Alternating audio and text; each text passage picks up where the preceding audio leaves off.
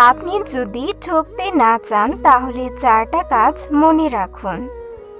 Number 1, খুব তাড়াতাড়ি কাউকে বিশ্বাস করবেন না, কারণ ভুয়া মানুষ চেনা সহজ নয়।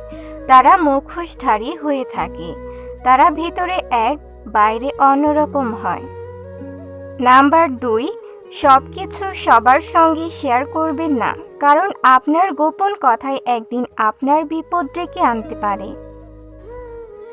নাম্বার 3, লোভে পড়ে কোনো সিদ্ধান্ত নেবেন না, কারণ লোভী মানুষকে সবচেয়ে বেশি ঠকায়।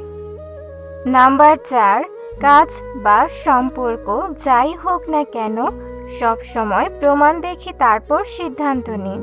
মনে রাখবেন, সতর্ক মানুষই সবচেয়ে কম ঠকে, কারণ তারা বুঝে শুনে তারপর সিদ্ধান্ত নেয়।